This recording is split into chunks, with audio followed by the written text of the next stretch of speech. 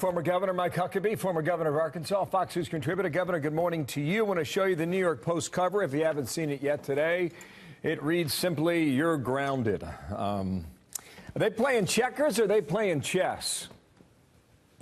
They're playing hardball, Bill, and that's the game that Nancy Pelosi started when she took the unprecedented step of saying, don't come over to the House for the State of the Union because it may not be safe, even though she never checked with anybody to see whether there was a problem with security.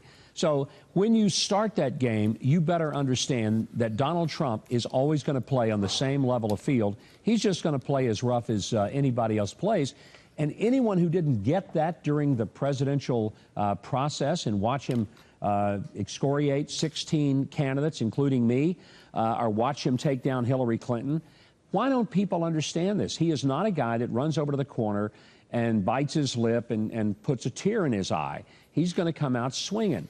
And I thought it was the appropriate response. I thought it was not only appropriate, and I thought it was very revealing that they were going to go on this 7-day junket right in the middle of a shutdown, which shows that they really don't care about 800,000 government workers. They care about themselves, and they care about stopping Trump.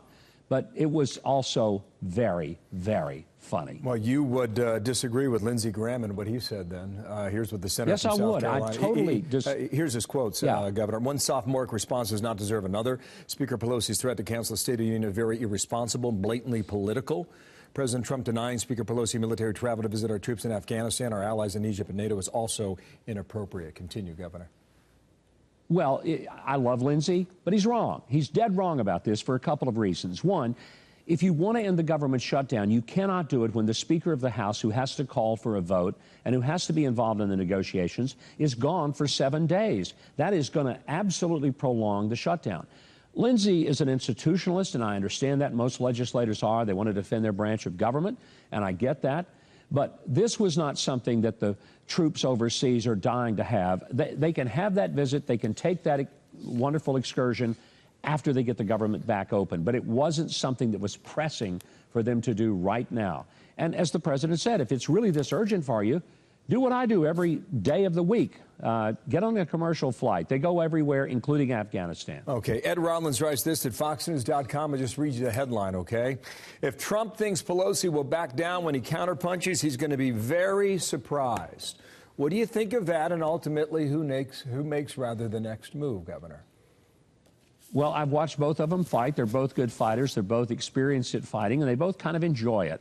But I've never seen anyone like Donald Trump when it comes to a person who, once he gets in the fight, he does not go over to the corner, ever.